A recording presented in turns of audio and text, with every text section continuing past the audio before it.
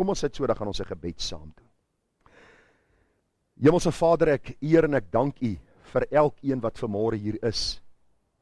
Ons dank U vir elkeen wat ingeskakel is via Facebook, Here, op die skakel wat ons vir hulle deurgestuur het, elkeen wat opgewonde is om U woord aan te hoor op Geloftedag 2022.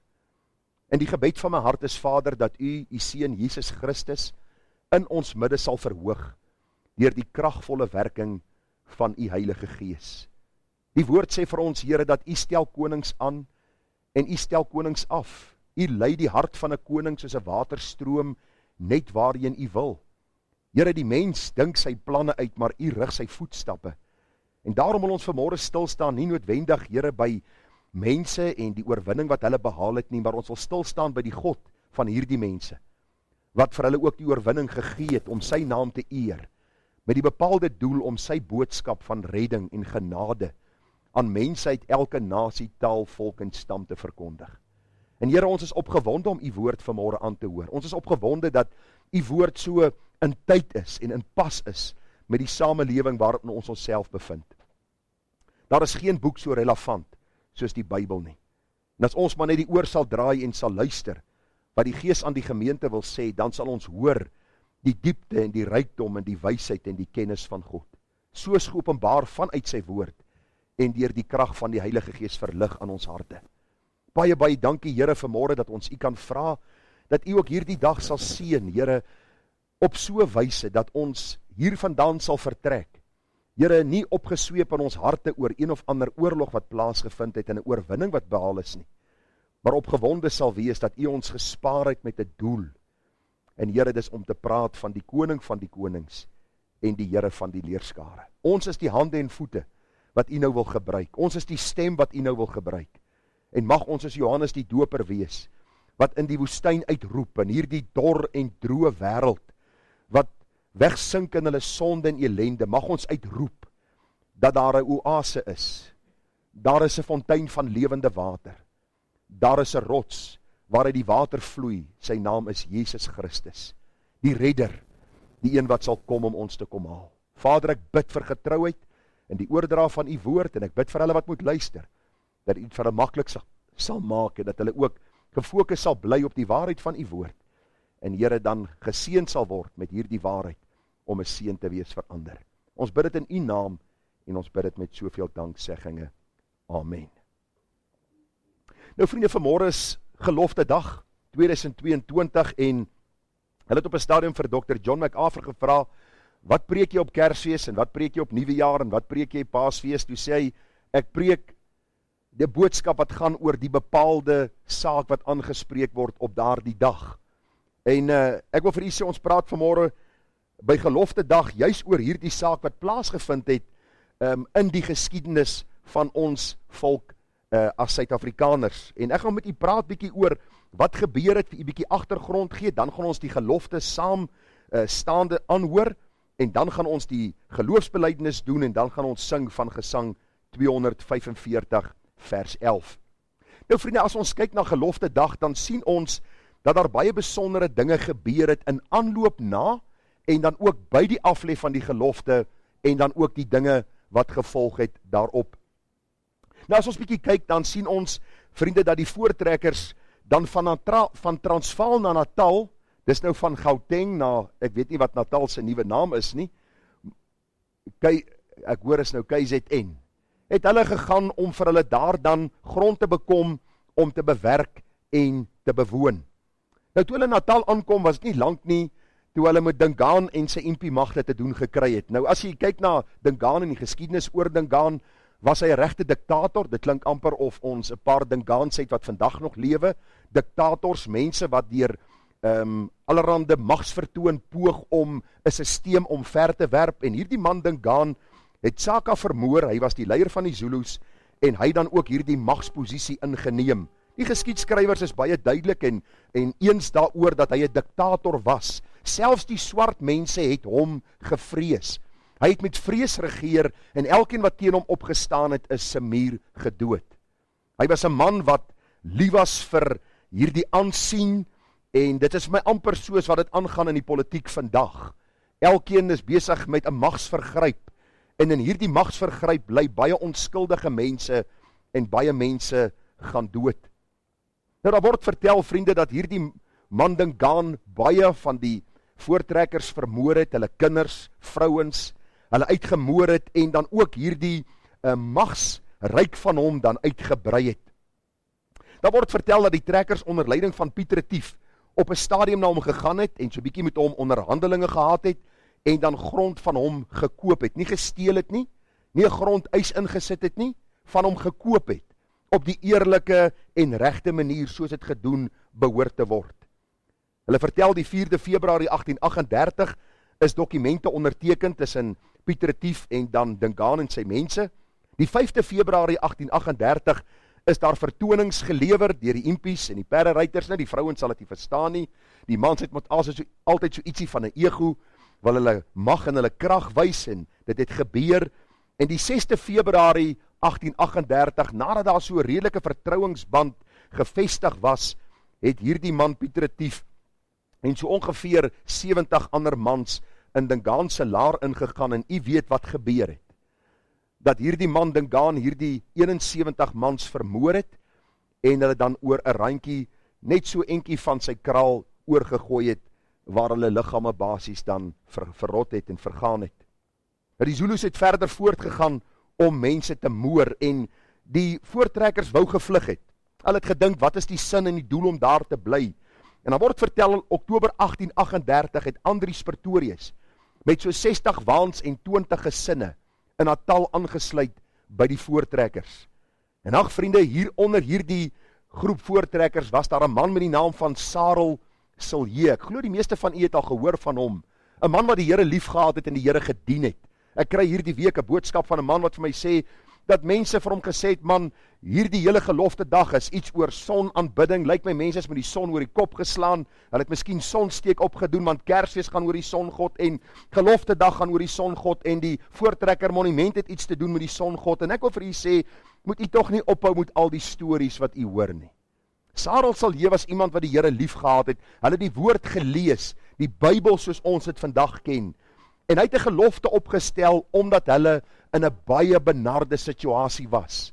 Hulle het God se ingrype nodig gehad. U was al in so 'n situasie en ek was al in so 'n situasie waar ons letterlik met die rug teen die muur staan en sê, Here, as u nie help nie, as u nie ingryp nie, is alles te vergeefs. Hierdie gelofte is opgestel en van Sondag 9 Desember tot Saterdag 15 Desember is hierdie gelofte elke dag gelees. En hierdie voortrekkers moes hoor dat hierdie gelofte gaan nie oor hulle mag nie, want hulle was omtrent 1-25 uitgelewer. Dit het nie gegaan oor hulle ammunisie en hulle vegsvernuf nie. Dit het gegaan oor as God nie ingryp nie, is dit verby met hulle. Is dit ikabot. Dis verby, hulle sal nie 'n dag verder lewe nie. Die aand voor die tyd is daar gesange gesing, die oggend vroeg van die 16 Desember het hulle opgestaan, en ek wil vir u sê, daar was nie net blankes in hierdie laar gewees nie. Gaan lees die geskiedenis. Daar was so 470 blanke mense, daar was 'n paar Engelses, vir ons wat miskien baie patrioties is, daar was 'n paar Engelses in die laar gewees, hulle sê so 3, so het hulle presies uitgeken. Hulle sê daar was 'n paar swart mense gewees, wat touleiers was, beeswagters, hulle lewens was ook in gevaar. Ek wil hê u moet die prentjie sien wat mense maak van gelofte dag 'n politieke dag. So asof ons een of ander besondere voorrang by God geniet, omdat ons 'n wit vel het. Dis nie waaroor dit gaan nie. Die Here die nood van die voortrekkers raak gesien, saam met hierdie ander mense, en dan ook vir hulle die uitkoms en die verlossing geskenk. Daar is baie wonderwerke wat gebeur het op hierdie dag. Hulle praat van die mis wat oorgetrek het, wat die kruit kon nat maak. Daar was verskillende goed wat gebeur het, omdat die Zulus baie voorvader aanbidding gehad het, en baie bygelowe gehad het, hulle sekere dinge gesien, volgens die geskiedskrywers, wat daaroor skryf. Die punt van die saak bly, 16 Desember vroeg die oggend, het die aanval gekom van Dingaan en sy magte, en die Here het die oorwinning gegee. En ek gaan vanmôre hoor waarom die Here die oorwinning gegee het, en wat is ons taak en ons doel, as blanke Suid-Afrikaners in hierdie land, en eintlik elke kind van God in hierdie land. Waarom het die Here ons gespaar? Wat is die doel waarom ons gespaar het? En hoe kan ons hierdie waarheid dan ook gaan uitdra aan elke nasie, taal, volk en stam? En ek gaan vra vanmôre, vriende, met hierdie as agtergrond en met hierdie dankbare harte wat ons vanmôre het, dat ons sal staan, dan gaan ons die gelofte vir u voorlees, daarna gaan ons die geloofsbelijdenis doen en dan 'n paar verse sing van Gesang 245 om eer te bring aan die drie-enige God van die Bybel, wat hierdie oorwinning geskenk het, sodat sy waarheid en sy boodskap dan ook uitgedra sal word. Nou vriende, ek het die gewoonte om so af en toe my Halleluja boek, my Psalm bundel en gesang bundel te vat en so bietjie deur die liedere te lees. Nou ek het nog nie die moed gehad om deur Psalm 119 te lees nie, maar oor die algemeen as jy so deur hierdie liedere lees, hierdie lied het 12 verse en dit handel van die feit dat God die ewige is, dwars deur die skepping, oor die Seun Jesus Christus, oor die Heilige Gees, oor die oordeel, en dan sluit die lied af met ewig onbegryplik wese, Vader, Seun en Heilige Gees, Heer, leer my, u ken al beter, u gehoorsaam kind te wees. Het is altyd vir my lekker om die boekies byderhand te hou, en 'n mens kan selfs, terwyl jy stilte tyd hou, deur hierdie gedeeltes lees en die kosbare waarhede daarin raak sien. Nou vriende, vanmôre gaan ek met u so 'n bietjie praat uit Hosea die 8ste hoofstuk. En na aanleiding van wat ons nou reeds gehoor het oor gelofte dag, gaan ons so 'n bietjie kyk na 'n ander volk wat in groot nood was, hoe die Here hulle dan ook uitkoms geskenk het, die opdrag wat hy hulle gegee het, en dan gaan ons sien of hulle hierdie opdrag van God nagekom het, en of hulle hierdie opdrag, ek wil amper sê, verontagsaam het, en wat die uiteinde daarvan was, en hoe dit op ons van toepassing is.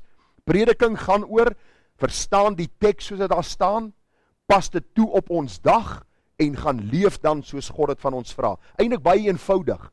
Ons wil dit soms gekompliseerd maak, en ag vriende, is belangrik dat ons sal sien wat dan ook in hierdie teks staan. Nou die boek Hosea is een van die boeke wat my nogal aan die hart gryp. Hosea, hierdie profeet van God, moes 'n hoervrou met die naam van Gomer gaan trou het.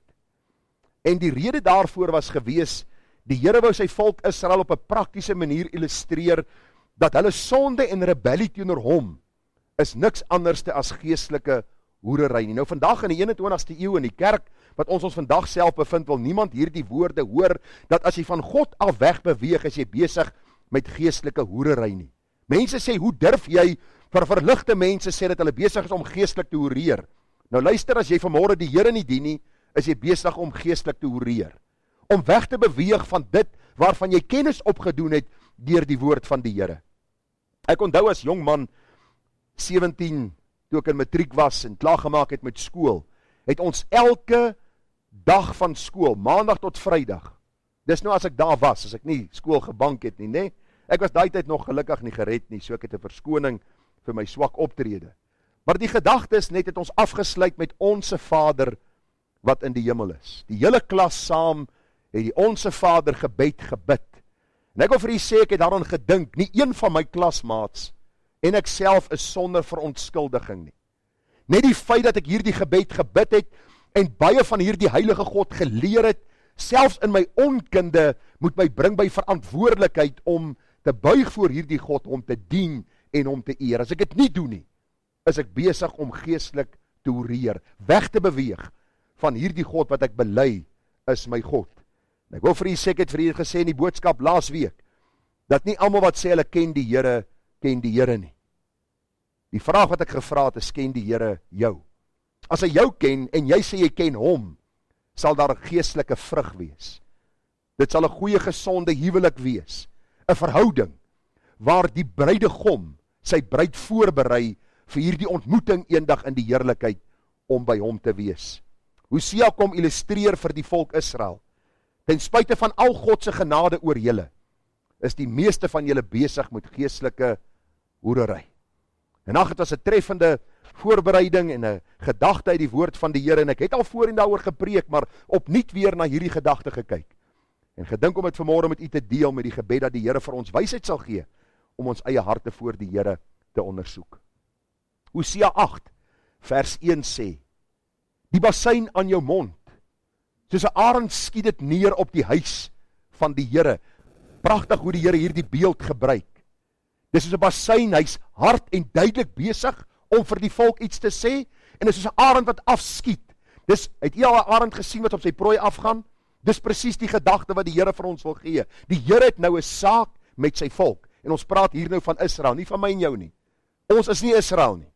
Israel is God se volk, sy uitverkore volk. Ons is blanke mense, saam met nie blanke mense, saam met Indiër en Asiër mense in Suid-Afrika, en die Bybel praat eintlik van ons as heidene. Almal wat nie Israel is nie, is heidene. So God praat met ons vanmôre, en hy het hier gepraat met sy volk, en ons gaan sien hoe die boodskap op ons van toepassing is. Hy sê, omdat hulle my verbond oortree, en teen my wet gesondig het. My roep hulle toe, my God, ons, Israel, ken u. Klink dit vir u bekend? Die deursnee kerk in Suid-Afrika sê, vandag wat Israel gesê het, ons God, ons is Suid-Afrikaners, ons ken u. Die vraag is, ken ons God werklik? Ons gaan bietjie kyk daarna. Vers 3, Israel het die goeie verwerp, die vyand sal hom agtervolg. Hulle het konings aangestel, maar nie uit my nie. Hulle het vorste gekies, maar sonder my wete. Van hulle silwer en goud het hulle vir hulle afgode gemaak tot hulle verderf. Jou kalf, o Samaria, is afskuwelik. My toorn is teen hulle ontvlam. Hoe lank sal hulle tot reinheid onbeskaamd wees of onbekwaam wees? Want dit is ook uit Israel. 'n smid het dit gemaak. En dit is geen God nie, maar tot splinters sal dit word, die kalf van Samaria. Want hulle saai wind, maar hulle sal storm maai. Dit het geen halm nie, wat uitspruit, lewer geen meel op nie. Selfs as dit iets oplewer, sou vreemdelinge dit verslind. Israel is verslind. Alreeds is hulle onder die volke soos iets wat waardeloos is. Want hulle het opgetrek na Aser. 'n wilde esel wat eiesinnig rondloop, is Efraim. Hulle het onwettige bondgenootskappe gewerf. Ook al werf hulle onder die volke. Ek sal hulle nou saamraap, en hulle sal begin minder word weens die laste deur die koning van die vorste opgelê. Want Efraim het die altare vermenigvuldig om te sondig.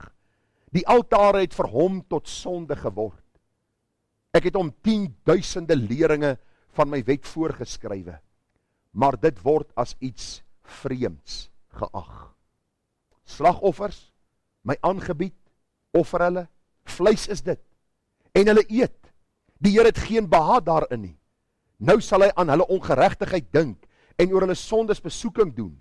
Hulle sal teruggaan na Egipte, omdat Israel sy maker vergeet, en paleise gebou het, en Juda 'n menigte versterkte stede. Daarom sal ek 'n vuur in sy stede slinger, wat sy paleise sal verteer. Dis 'n aangrypende gedeelte om te lees. En mag die Here vir ons genade gee om by die oordenking van die woord sekere waarhede ook uit hierdie waarskuwing raak te sien. Ons teks in oordenking is Hosea 8 vers 8. Israel is verslind. Alreeds is hulle onder die volke soos iets wat waardeloos geword het. En die rede, omdat hulle maker vergeet het. Hulle God vergeet het, hulle God verruil het. Vir iets wat hulle gedink het is beter as hierdie God van die Bybel. Die tema vanmôre dan waardevol of waardeloos vir die Here. Waardevol of waardeloos vir die Here. Nou vriende, vanmôre is weer 'n besondere geleentheid waar ons stil staan by die viering en ook die herdenking van Gelofte Dag. Hierdie baie besondere dag waaroor ons sopas gepraat het, so 'n bietjie inligting vir u gegee het en gesien het hoe God op 'n baie besondere manier ingegryp het in die redding en verlossing van hierdie voortrekkers en die mense wat saam met hulle in hierdie laar dan getrek was. Dis 'n dag eie aan ons geskiedenis waarvoor ons nie om verskoning hoef te vra nie. Ek wil vanmôre hier aan die begin van my boodskap vir jou sê, jy hoef nie verskoning te maak omdat jy 'n blanke mens in Suid-Afrika is nie, want God het jou so gemaak. Ek het nie in 'n ry gestaan en gevra hoe ek na hierdie aarde wil kom nie. God het my hier geplaas in 'n bepaalde geskiedenis met sekere voorvaders en dinge wat gebeur het, en ek moet altyd sorg dat ek hom verheerlik daarin en nie stil staan by my volk en my volk hoër lig as enige ander volk en dink ek is beter as hulle nie. Hierdie gelofte dag is eie aan ons geskiedenis, en daarom kyk ons terug met dankbaarheid oor God se genade en die bewaring van ons voorouers en die beskerming wat hulle lewendig uit hierdie slag laat uitgaan het, om dan ook 'n kosbare boodskap uit te dra. Vriende, as ons gaan kyk na die dae, weke en maande wat gevolg het na gelofte dag, dan sien ons dat die rede en die doel vir die verlossing was dat ons vir die Here iets sou beteken hier aan die suidpunt van Afrika. Ek wil vanmôre dit vir u baie duidelik sê, en u kan dit onderstreep in u hart. Die Here red geen een sonder 'n bepaalde doel en rede nie. Die Here in sy groot genade hoor die hulpgeroep van mense in nood en help hulle uit sodat hulle hom kan eer. Ek wil jou vra, dink aan sekere dinge wat jy al vir die Here beloof het. Miskien oorhaastig, miskien in 'n oomblik van nood. Ek vra jou, het God sy doel bereik deurdat hy jou gespaar het, daardeur gedra het, jou uitgehelp het, gee jy hom die eer wat hom toekom? Psalm 50 vers 15, en roep my aan in die dag van benoudheid, ek sal jou uithelp en jy moet my eer. Dit beteken nie ons gaan uit al ons benoudhede verlos word nie. Paulus het in die tronk beland en hy daar gesterwe. Wat ek probeer sê is, wanneer ons na God roep in ons benoudheid en hy red ons uit, gee eer aan hom. Moenie die fokus na jouself draai en vir mense vertel hoe wonderlik jy is nie. Want ek en jy sterflik. Luister, die asem van ons neus is in die hand van God. Daarom aanbid ons nie onsself of ons kerk of ons dinge wat ons bymekaar gemaak het nie. Ons aanbid hierdie God van die Bybel. Nie ons vegvernuf of een of ander kennis wat ons opgedoen het nie. Psalms 107 vers 19. Toe het hulle die Here aangeroep in hulle benoudheid. Uit hulle angste het hy hulle verlos. Hier praat die Bybel baie duidelik van die volk Israel. En vriende, met gelofte dag in ons gedagtes en wat nou vars na vore gebring is, gaan ons bietjie kyk na die volk Israel en hulle nood. Ons gaan kyk na wat die Here vir hulle gedoen het en van hulle verwag het en wat ons daaruit kan leer. So u sien die vliegtuig gaan nou opstyg. Ons is nou hier by is dit nou Oliver Tambo. Dit was Jan Smits gewees. Nou hulle lyk my seker kwaai vriendskap gekry dat die een nou die ander een se lughawe oorgevat het. Maar hoe dit ook al mag sy. Ons gaan nou opstyg, want ons gaan nou hierdie rit aanpak om uit te kom by die antwoord waarom ons vanmôre in hierdie kerkgebou sit, hier in Kempton Park, om te hoor wat die Here vir ons wil kom leer. Ons gaan na die lewe van Israel kyk, wat God hulle geleer het deur die verlossing wat hy vir hulle geskenk het, en hoe dit op ons van toepassing is vandag. Nou vriende, ons weet dat die Here hierdie volk Israel van hom gered het uit die slawerny in Egipte land. Nou hoe het hulle slawe geword in Egipte? Wie kan gou vir my sê? Daar was hongersnood gewees, né? Baie kortliks opgesom, en Josef word deur sy broers per toeval verkoop aan mense wat op pad was Egipte toe. 400 jaar voor hierdie verlossing sou kom. Toevallig. Nee, kinders van God glo nie aan toeval nie. Die klomp broers wou Josef doodmaak. Die oudste broer sê nee, kom ons verkoop hom eerder, en hulle verkoop hom. En wat gebeur? Hy kom in Egipte land aan. Daar beland hy in Potifar se huis. Ons weet hoe laf was Potifar se vrou. Deur haar lawwigheid beland Josef in die tronk.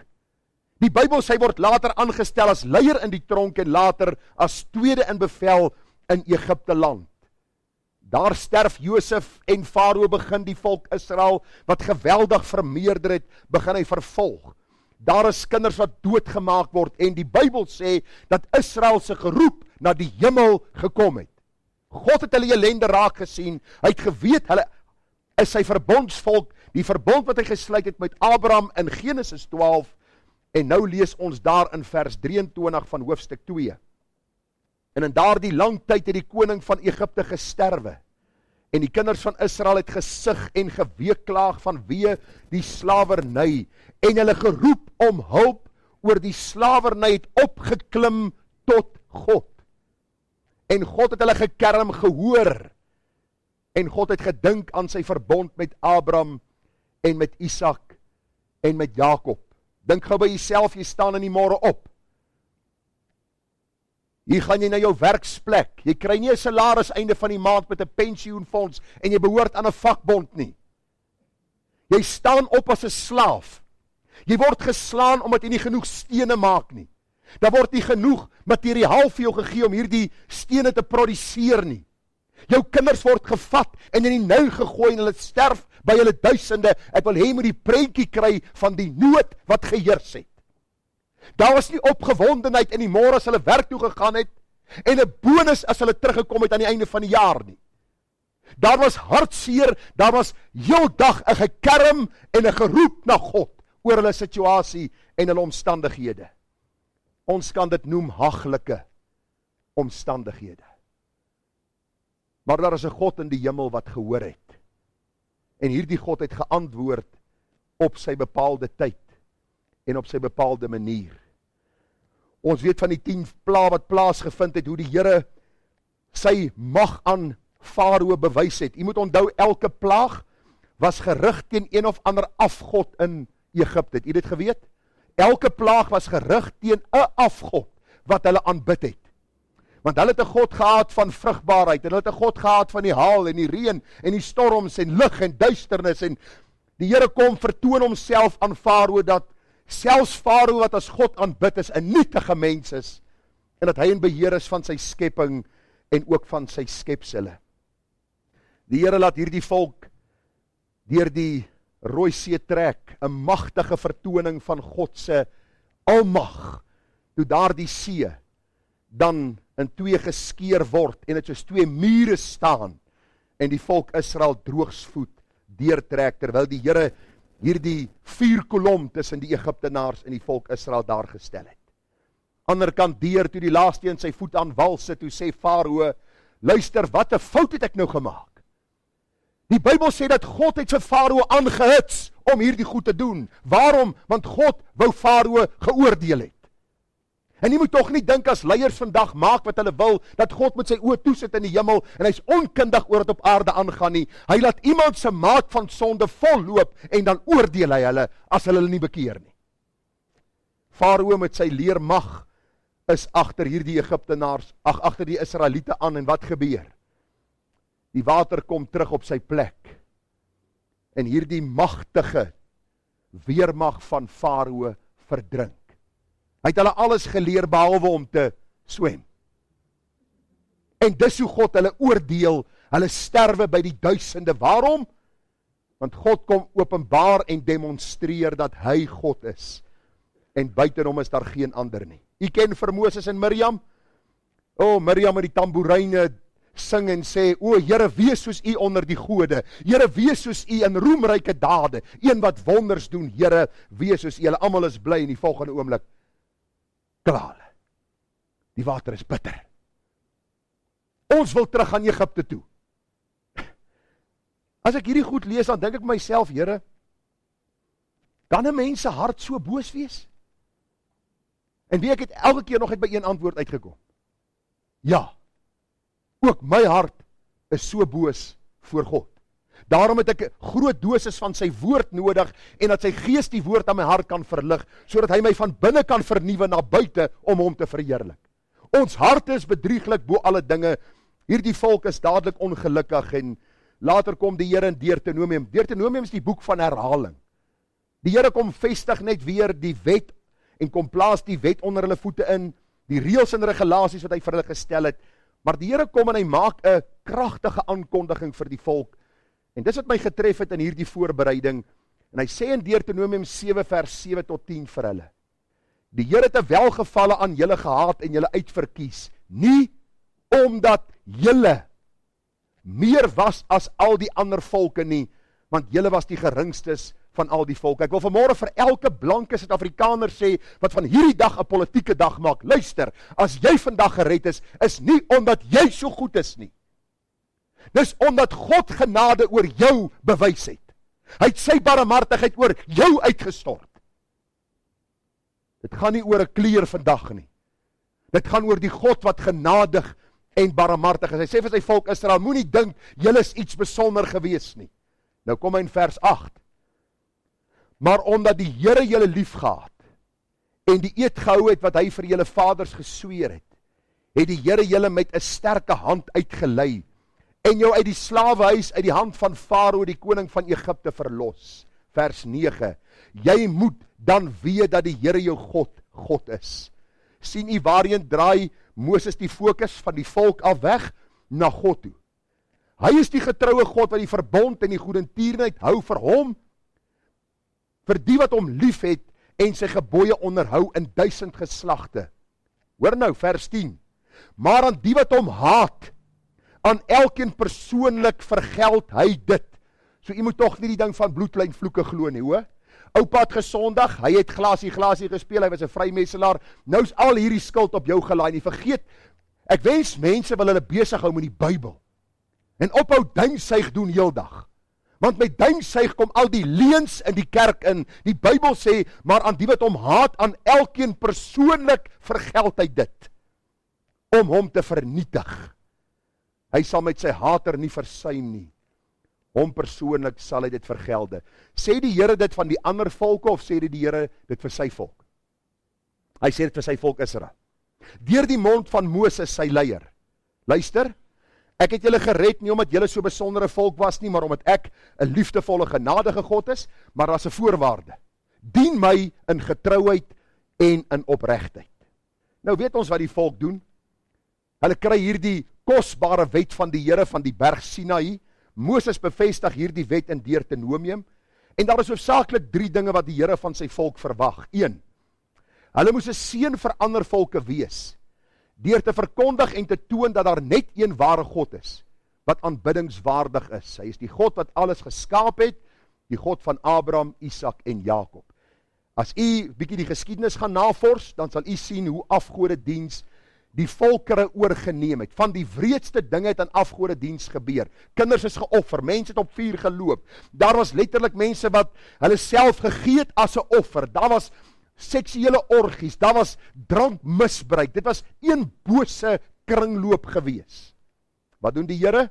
Hy waarsku sy volk, en hy kom en hy sê vir hulle, julle moet 'n seën vir die nasies wees. Luister, as u nou net so bietjie van die geskiedenis gaan lees, en meeste van ons hou nie van geskiedenis nie, want ons sê dit is ou nuus, en die meeste van ons lees koerante.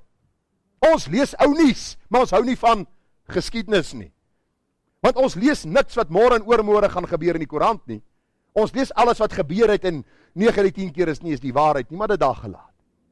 As ons die geskiedenis gaan bestudeer, dan kom ons gou agter, dat wanneer die evangelie in 'n volk, of in 'n stam, of by 'n nasie pos gevat het, en God siele kom red het, het daar 'n transformasie plaasgevind in die manier waarop mense teenoor mekaar optree in 'n samelewing, verdraagsaamheid, liefde en al die dinge wat daarmee gepaard gaan. Jy kry dit glad nie meer by hierdie mense wat in kultusse en afgodediens besig is nie. Baie interessant is dat afgodediens besig is om in Suid-Afrika geweldig veld te wen. Jy ry in 'n kompleks in, dan staan daar 'n Boeddha beeld. By mense wat langs jou bly, en baie keer kom jy in jou eie mense wat jou taal praat se huis, en dan is daar 'n Hare Krishna beeld, of een of ander gesegde van een of ander guru, wat op een of ander tyd geleef het en nou stof is, en voor God moes rekenskap gee. Dis die tyd waarin ons onsself bevind. Die Here red Israel met die doel, dat hulle 'n seën vir ander sal wees om die evangelie te gaan verkondig. 2, die woord wat hulle by Sinaï ontvang het, saam met die verordeninge, moes hulle uitdra aan al die nasies. Die woord en die verordeninge. Daar is sekere basiese beginsels wat geld vir 'n kind van die Here, wat hy moet uitdra aan ander kinders van die Here en self sy vyande. Hulle moes self heilig lewe voor die Here, ooreenkomstig die woord, sodat die heidene in hulle lewens 'n voorbeeld kon sien wat hulle kon navolg. Die heidene hoereer, Israel hoereer nie. Die heidene buig voor 'n dooie God wat hulle gemaak het, Israel buig voor die ware God. Israel is getrou aan die Here, deurdat hulle naaste liefhet soos hulle self, die heidense nasies doen dit nie. Daar moes heeltyd hierdie kontras gewees het. En wat gebeur? Dis presies waaroor die boek Hosea gaan, net die teenoorgestelde. Hierdie volk maak en doen net soos hulle wil. Weet wat vir my die ergste van hierdie boek Hosea is? Die volk het in kerke gesit soos u en ek vanmôre. Dan die priester gelees uit die wet van God, en dan die volk gesê, amen, ja amen, ons stem saam met wat jy sê. En dan draai hulle daarom, en hulle gaan sondig en rebelleer teenoor God. Dis wat Israel gedoen het, en hoor wat sê die Here vir hulle. Alreeds is hulle onder die volke soos iets wat waardeloos is. Iets wat waardeloos is. Nou ons weet wat die verskil tussen iets waardevol en iets waardeloos is. Hier kom 'n ou na jou toe en hy sê vir jou, luister man, ek hoor jy wil hierdie vroukie trou. Ja, nee, kyk maar, weet, ek het nie baie tyd om vir haar ring te koop nie. Moenie worry nie, ek het hierdie spesiale aanbieding. En hy bring vir jou daai goen. Daai ding is so groot. Hy sê dis is 'n soveel karat diamant en ek sê vir jou dis soveel goud en ek gee dit vir jou spesiale aanbieding. Net R15,000 man. Dis jou gelukkige tyd van die jare, Kersfeestyd, ons is lief vir mekaar. En jy koop vir daai girl van jou daai diamantring en sy sien jou, sy sê, wow. Jy sê nou niks van die spesiale aanbieding en afslagprys nie. Jy sê vir hierdie ding is gewaardeer vir R150,000. En eendag val hierdie ring, wat so waardevol was vir haar en vir jou en so baie geld werd is. En jy tel hom op en al wat daar sit is daai 3 goedjies wat hom vashou. Want die stukkie glas dan het gebreek. En dis maar 'n simpel illustrasie om te probeer iets waardevol en iets waardeloos. Jy dink hierdie ding is waardevol en jy het bitter baie geld betaal vir hom en later sien jy is eintlik niks werd nie. Gooi hom weg, vee hom op, gooi hom in die asblik. Dis dieselfde gedagte, iets waardeloos beteken, hy het geen sin en doel meer nie. En dis wat die Here vir sy volk sê, luister, ek het julle geroep, ek het julle gered, julle is soos hierdie goue, of julle is soos hierdie diamant, wat moet uitgaan in die wêreld en praat van die koning, van die konings, en wat doen julle? Julle word net soos hulle, julle praat soos hulle, julle doen soos hulle. Julle dien vir my geen doel meer nie. Julle is waardeloos. Dr. Walwoord en Zak verklaar dit so, hy sê, Israel had been swallowed up by her foreign policy. Her involvement with foreigners was swiftly robbing the nation of its strength and identity as the Lord's people. Israel had become worthless as a broken pot. Worthless thing literally means a pot in which no one delights. Dis hoe Israel vir die Here geword het. Was die Here tevrede daarmee? Kom ek gaan gou vir u sê wat gebeur. Jy sien hierdie volk Israel, sy uiteinde was dat 10 stamme van Israel as noordelike ryk deur die Assiriërs in ballingskap weggevoer is. Die ander 2 stamme, Juda en Benjamin, is deur die Babiloniërs in ballingskap weggevoer. God oordeel sy geliefde volk. Waarom? Omdat hulle onder die nasie soos iets waardevols of waardeloos geraak het. Daar was nie meer 'n doel en 'n sin vir hulle, soos God het bepaal en beskik het nie. Die vraag wat u vanmôre vra, nou, hoe is dit op ons van toepassing? Hoe is dit op ons van toepassing? En ek wil jou vra net om vir 'n paar oomblikke stil te sit, net vir 'n paar oomblikke. Dink aan jou lewe en vergelyk dit met Israel se lewe. Vandat hulle deur die Rooi See getrek het, murmureer hulle oor water, oor manna, oor kwartels. Hulle staan op teen die geestelike leiers. Hulle is in rebellie teenoor God se volk. Hulle hoereer, hulle drink, hulle is seksueel losbandig. Hulle is in opstand teenoor die waarheid, teenoor die wet van die Here. Is daar ooreenkomste? Ja, jy moet miskien maar sterk ondersoek instel, miskien net hier en daar ietsie, nee. Ek dink miskien kan ons sê, soos wat 1 Korintiërs 10 vers 11 sê. Maar al hierdie dinge het hulle dis Israel oorgekom as voorbeelde en is opgeskrywe as 'n waarskuwing aan ons op wie die eindes van die eeue gekom het. Praat hierdie week met 'n man, hy sê vir my, ek lees nie meer die Ou Testament nie, of wat was laasweek gewees. Ek lees nie meer die Ou Testament nie, en hy het 'n hele lang reëlaas waarom hy die Ou Testament nie lees nie. En ek vra altyd vir mense, en ek vra dit met trane in my navy blue eyes, sal God hierdie deel van die Bybel tot nuut verklaar, en net hierdie ou gedeeltetjie vir ons gee om te lees en te sê, dis nou my woord, en dis nou my verordeninge? Jy's belaglik as jy dit glo. Luister, die Ou Testament is 'n boek vol waarskuwings. En die waarskuwing is, kyk na my volk Israel, ek het hulle lief gehad soos die oogappel van my oog. Hulle was hierdie diamant, hulle was hierdie kosbare skat, en hulle het waardeloos geword. Waarom? Want hulle het my die fontein van lewende water verruil vir gebarste reënbakke, wat geen water hou nie. Hierdie gebarste reënbakke verwys eintlik na goed wat 'n mens gebruik eintlik, soos die ou mense gebruik hierdie pot onder die bed. Die inhoud daarvan wil jy niks mee te doen hê nie. Die Here sê, julle het uit daardie potte begin drink, die varkbakke van die wêreld, en julle verruil my die fontein van lewende water. Dit is interessant in Suid-Afrika. Ons almal koop deesdae water. Kyk hoe staan die botteltjies. Ons wil vars water vir ons liggame hê, want ons wil nie kieme optel nie. Maar ons gaan drink uit die varkbakke van die wêreld, wanneer dit kom by ons sondige praktyke en lewens. Volk Israel, luister, ons is nie Israel nie, maar hulle lewe dien as 'n waarskuwing vir ons. Die vraag wat ons onsself moet afvra as kinders van die Here, as sogenaamde Christenvolk, en ek praat vanmôre met ons as Suid-Afrikaners, is ons nog waardevol vir die Here, of het ons soos iets waardeloos geword?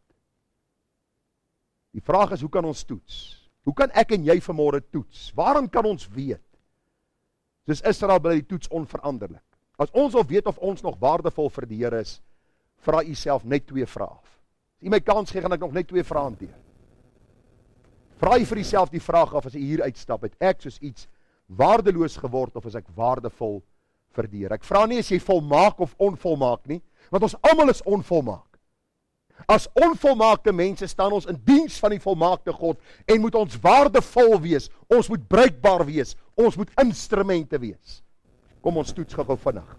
Ons kyk na 2 gedagtes. Eerste gedagte, dryf ons liefde vir God ons, om kragtige getuies vir hom te wees. Doen gou 'n toets daar aan die gedagte, hoeveel tyd het u in hierdie week spandeer, om mense sleg te sê? Hierdie klomp is so, is 'n klomp bobbejane, hulle weet nie wat om te doen nie. Kyk hoe ry hierdie idioot. Ek weet nie wat is fout met hierdie mense wat langs my bly nie. Altyd besig met 'n opinie van mense, en ons almal is skuldig daaraan. Die vraag aan die ander kant, hoeveel tyd het jy hierdie week spandeer, om vir daardie siel te bid, en iets te doen om die evangelie aan hulle mee te deel? Want hoor wat sê die Bybel vir my, Matteus 22:37. Jesus antwoord hom, jy moet die Here jou God lief hê met jou hele hart, en met jou hele siel, en met jou hele verstand.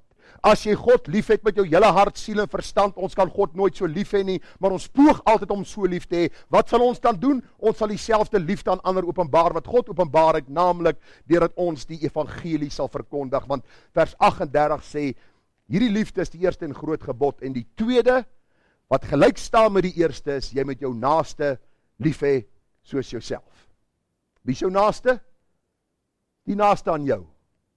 Maar die Bybel sê ook, ons moet ons vyande lief hê. Wie is hulle? Miskien die mense wat die naaste aan jou is. Ek wil vir jou sê, in familie is daar baie politiek. En baie keer is jou familie eintlik soos 'n vyand van jou. Wat moet jy doen? Gee hulle die evangelie. As hierdie evangelie red, sal daar wonderlike versoening wees. As die evangelie hulle nie red en verander en die Here hulle nie nuut maak nie, sal daar die verwydering daar wees. Liefde, vriende, is 'n naamwoord, maar ook 'n werkwoord. Met ander woorde, liefde doen iets. Liefde reageer op die geliefde se roepstem. As my vrou my roep, dan sit ek nie die televisie harder nie. Sy roep en ek sit harder. Ek wil nie haar stem hoor nie. Inteendeel, as hy roep, dan sit ek hom sagter. Hoekom? Wat wil my geliefde sê? Sy wil vir my ietsie sê. Ek hoor nie altyd so mooi nie. Ek is nou soos daai ou oom op daai een program wat sê, hoe sê? Sê net weer. Maar die punt is net, jy antwoord op jou geliefde se roepstem. Hoe het God sy liefde aan ons geopenbaar? Hy stuur sy seun, hy gee sy seun. Hoe openbaar ons liefde aan sondaars? Ons vertel hulle van die seun Jesus Christus. En jy gaan nou sien die kosbare waarheid, hoe dit van toepassing is op gelofte dag. en ook die dag wat ons vier. Matteus 28:19, gaan dan heen, maak disippels van al die nasies.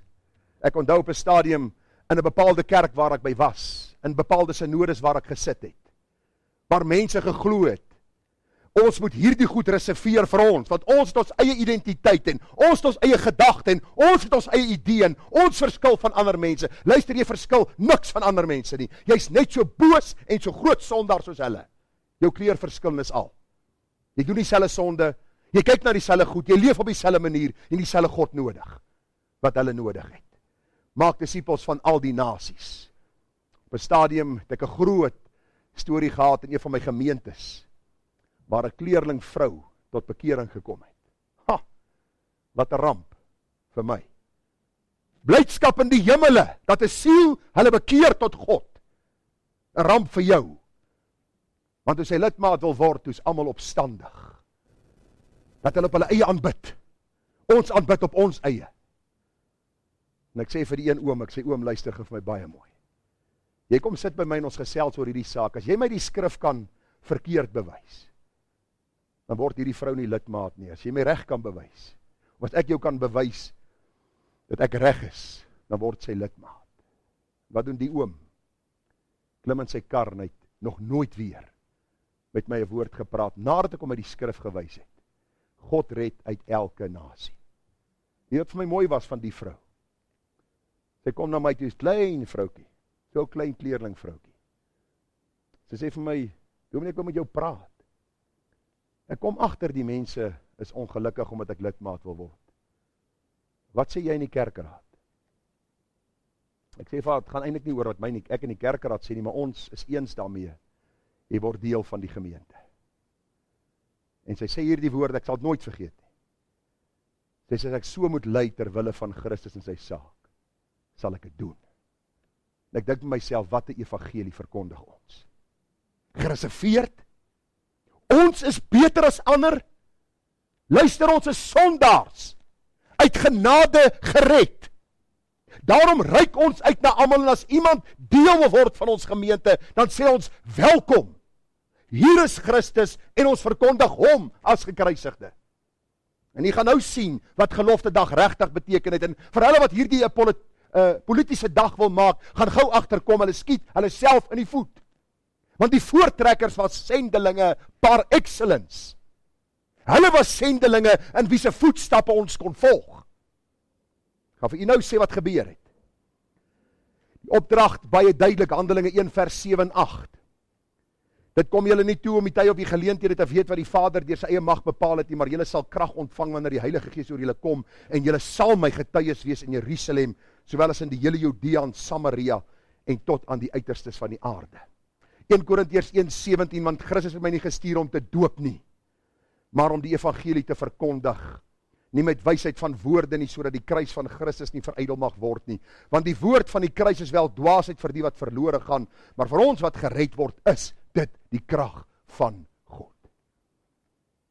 Een van die geskiedskrywers skryf, hy sê, dis merkwaardig dat, ten spyte van die verraad wat die boere moes verduur, en die massamoord op so baie vroue en kinders, op die oewer van die Blaukransrivier, dis nou Bloedrivier, daar geen verskriklike gruweldade in vergelding deur die boere gepleeg is nie. Hulle het hulle self verdedig en beskerm, maar daar was nie gruweldade gepleeg nie. Inteendeel, hoor gou, gaan lees die geskiedenis. In ooreenstemming met die Bybelse mandaat om jou vyande lief te hê, is ernstige sendingaksies begin deur die hervormde kerk in Zululand. Skole, hospitale, kerke en weeshuise, selfs binne sig van die plek waar Piet Retief en sy manne so wreedaardig vermoor is opgerig. In die 1,5 eeu sedert die eerste gelofte dag, het miljoene Zulus Christus aangeneem en 'n Zululand geseën met herlewing. Op 'n baie werklike manier het dit alles met die heel eerste gelofte wat deur Samuel se lewe afgelê is begin. Hulle is dus vrygemaak om Christus te dien. Ek wil vanmôre vir jou sê, ek en jy is op pad ewigheid toe. Of jy daarvan hou of nie. Elke jaar gaan jy en ek agteruit liggaamlik.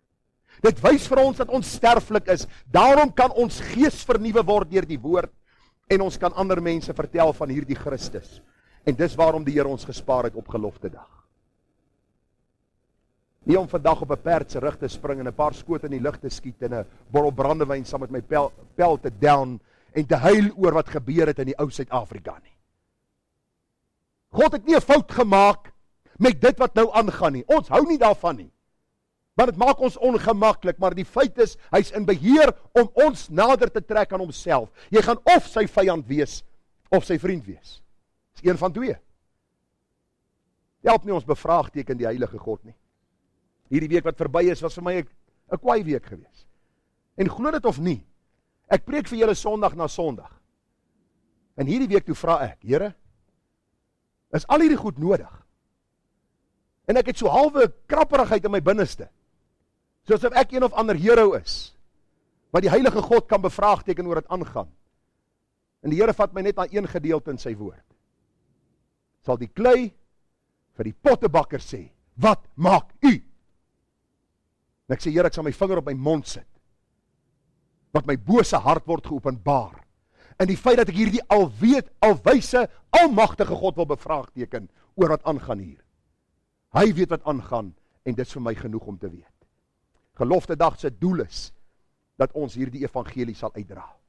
Paulus sê, ek skaam my nie oor die evangelie van Christus nie, want die krag van God tot redding vir wie? Vir elkeen wat glo.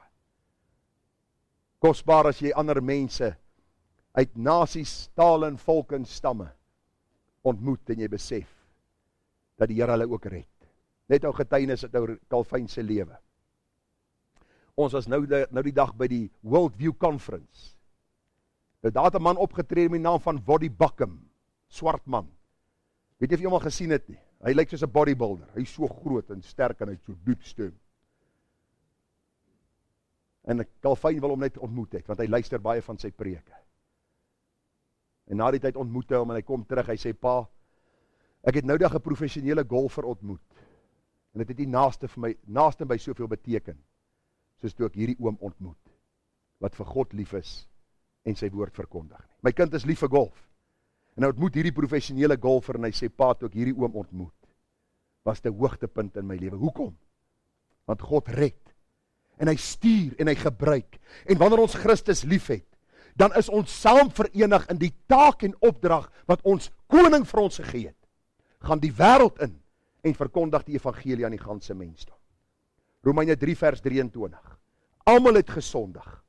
Dit ontbreek hulle aan die heerlikheid van God, en hulle word deur sy genade sonder verdienste geregverdig deur die verlossing wat in Christus Jesus is. Hom het God voorgestel in sy bloed as 'n versoening deur die geloof. Openbaring 5 vers 9.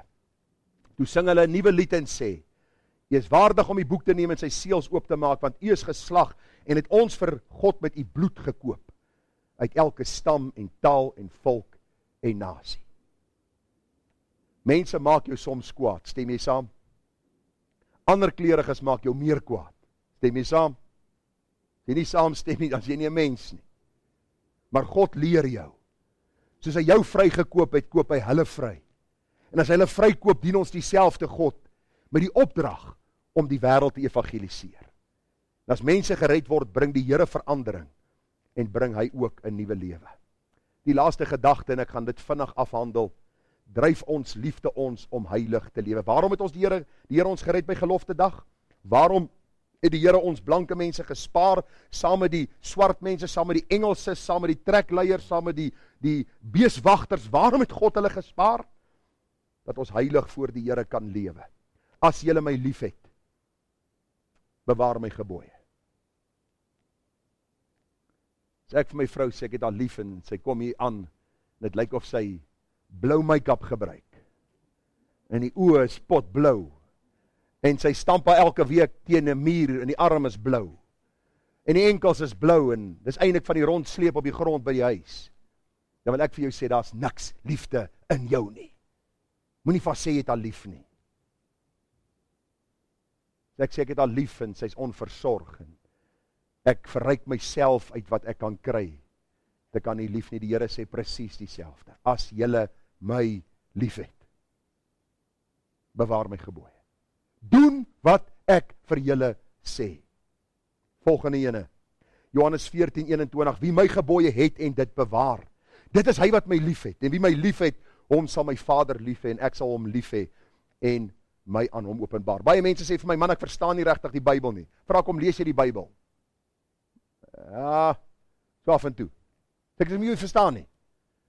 Want as jy die Bybel wil verstaan, moet jy die God lief het wat die Bybel vir jou gegee het, en deur sy gees sal hy homself openbaar vanuit die Bybel. Ek is nou besig met die boek Samuel, en ek wil vir jy sê, het lyk of ek nog nooit Samuel gelees het nie. Ek is nou opgewonde om net te lees en te sien, ek is vanmôre by Saul.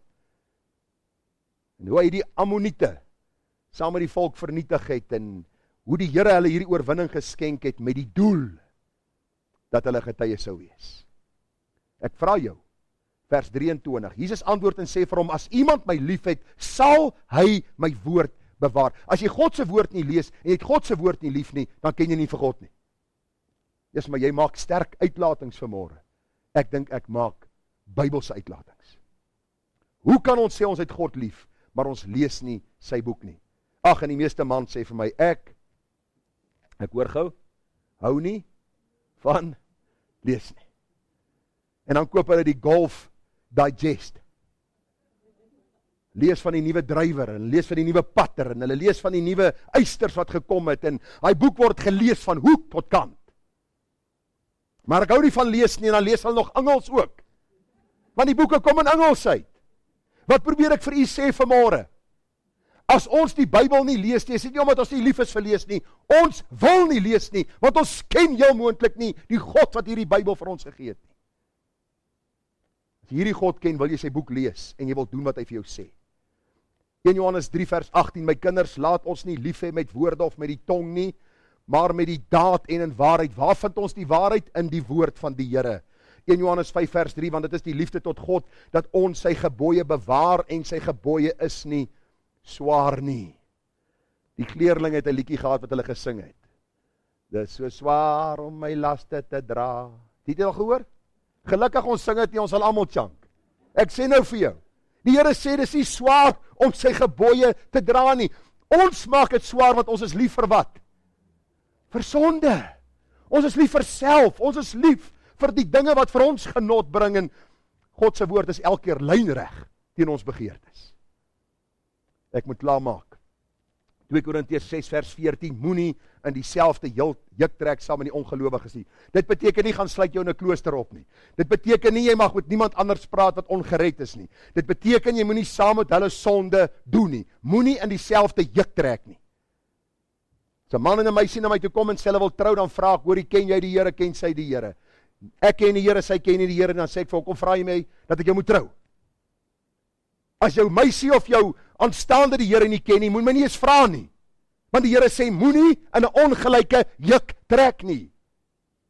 Hoor dit sê die Here, wat 'n gemeenskap het lig met duisternis. Eskom leer dit vir ons prakties. As die ligte af is daar duisternis. As die ligte aan is die duisternis weg.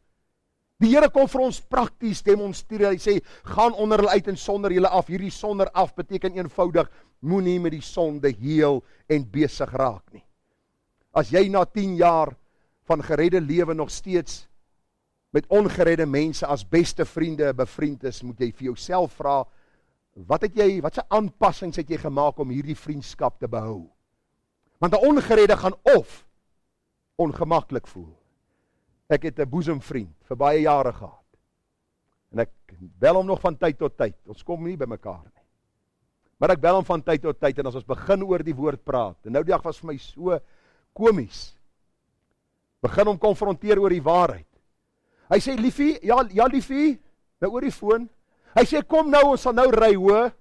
Ek dog by homself, dink jy, ek wil vir my 'n tattoo hier voorsit. Dink julle ek is onnosel? Dink mense hou is onnosel? Hy wil eintlik vir haar sê, luister, of vir my sê, ek wil nie met jou praat oor die Here nie. Wat het die skeiding gebring? Christus. Christus en hom as gekruisigde.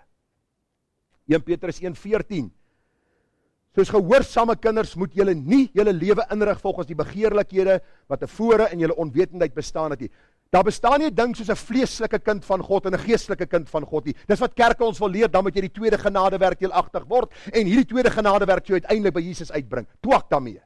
Jy's of gered, of jy's ongered. Jy lewe of saam met die Here, of jy lewe nie saam met hom nie. As jy 'n vleeslike kind van God is jy heel moontlik nie 'n kind van God nie. Want die Bybel sê, hieraan sal die wêreld weet dat julle my liefhet, as julle my gebooie bewaar. Jy sal heilig lewe. Maar soos hy wat julle geroep het, heilig is, moet julle ook in julle hele lewenswandel heilig word. U sien die proses, heilig word. Ek word nie onmiddellik volmaak nie. Volmaaktheid sal in die hemel my deel wees, maar dit is 'n proses van heiligmaking. Omdat daar geskryf is, wees heilig, want ek is heilig. Heilig beteken om eenkant gesit te wees vir een, dis vir Christus. Soos die huwelik heilig moet wees, so ook my verhouding met die Here. Daar is geen plek vir 'n ander een nie. Die Engels sê single-minded devotion. Ek het nie plek vir ander gode in my lewe behalwe Christus nie. Daarom sê die Bybel, moenie dwaal nie, God het hom nie bespot nie. Wat net wat die mens saai, dit sal hy maai. Ons vat saam. As ons waardevol vir die Here wil wees, moet ons hom lief hê en dit bewys in ons verkondiging van die evangelie. Hom lief hê en dit bewys deur ons heilige lewenswandel. Ons vier gelofte dag, want God het ons voorouers gered van 'n gewisse dood, met die doel om aan die suidpunt van Afrika die evangelie te verkondig, soos hulle gedoen het. Die meeste kerke, selfs hierdie kerk wat die evangelie begin verkondig het, het afgedwaal van die basiese beginsels van God se woord, van heiligheid, van toewyding, en dat Christus die enigste redder is. Die vraag vir die deursnee kerk in Suid-Afrika, is jy nog waardevol of waardeloos? Gaan die klokke wat lui in die oggende getuienis dien teen my, dat ek hierdie oordeel van God gaan ontvang, omdat ek nie by die waarheid gebly het nie. Ek wil dit persoonlik maak vanmôre. As kerk van Jesus met dieselfde taak en roeping as Israel bepaal self, is ons as gemeente, Berea Christen gemeente, waardevol of waardeloos vir God. As jy agterkom, u lewe is waardeloos. Moenie salk nie. Jammer vir die platvloerse uitdrukking. Maar mense begin salk en ek is nie waardig nie en ek is nie dit. Niemand is waardig nie. Ek is nie waardig om hier te staan en vir julle die evangelie te bring nie. Ek praat oor die een wat waardig is om lof te ontvang. Daarom vlug na hom. As jy agterkom, jy is besig om jou lewe te vermors met al die tydelike verbygaande dinge en jy sien die siel op pad hel toe nie, jy is nie heilig voor God nie, vlug na hom en wy jouself aan hom. Jy en ek het net een lewe. Gou gaan dit verby. Net wat ons vir die Here gedoen het, sal staande bly. Gaan lees Jesaja 1 vers 18 tot 20. Die Here sê, kom nou en laat ons die saak uitmaak. As jy gewillig is en luister, sal jy die goeie van die land eet. As jy dit nie doen nie, sal jy geoordeel word. Ek wil hierdie woorde vir u in die hart, ek wil vir u vra dat u dit in die hart sal wegbêre. Jesaja 30 vers 18. En daarom sal die Here met ongeduld daarop wag, om julle genadig te wees. En daarom sal hy hom verhef om hom oor julle te ontferm. Want die Here is 'n God van die gerig, welgeluksalig almal wat op hom wag. Moenie van hom wegvlug nie. Ek vra jou, vlug na hom. Hardloop na hom. Hy wag met ongeduld daarop om jou genadig te wees. Waarom? Net omdat hy 'n genadige en barmhartige God is. Mag gelofte dag 2022 vir jou 'n besondere rooi letter dag in jou lewe wees. Om te besef wat God ons bewaar het, beskerm het met die doel om sy evangelie te gaan uitdra. En mag ons aktief wees daarin, terwyl ons heilig leef soos hy heilig is. Amen. Kom ons bid saam. Vader, baie dankie dat ons hierdie boodskap kon hanteer. Dankie dat ons die waarhede uit die woord kon raak sien. Dankie dat Israel vir ons 'n praktiese voorbeeld is, dat ons uit hulle lewe kan leer, en is die gebed van my hart, Here, U ons sal heilig en verander om meer te word soos ons Here Jesus Christus. Ons bid, Here, dat U vir ons genade sal gee. Somstyds is die woord soos 'n tweesnydende swaard. Dit dring deur tot die skeiding van siel en gees en gewrigte en murg. Maar ons dank U ook dat U woord die balsem van Gilead is, wat die wonde gesond maak, en ons roep na U, waar ons vergifnis en reiniging en genade ontvang, om dan te lewe om U te verheerlik. Here, help ons om te onthou, ons is maar net stof en as. Ons is niks. Ons sal sterwe, een of ander tyd. En dan gaan dit nie saak maak oor, wat 'n kleur was ek, wat was my status in die samelewing, hoeveel vriende het ek gehad, hoeveel mense op Facebook het ek gehad, wat van my gehou het. hoeveel mense op my WhatsApp groep was nie. Alwaaroor het sal gaan, ken ek Christus, het ek hom verkondig as die gekruisigde, en het ek heilige lewe om hom te verheerlik. So eenvoudig soos dit. Help ons om nie ons geestelike lewe gekompliseerd te maak met baie redenasies nie, maar in eenvoud van hart u te dien, met oorgawe, tot u kom om ons te kom haal. Ons bid dit met danksegging. Amen.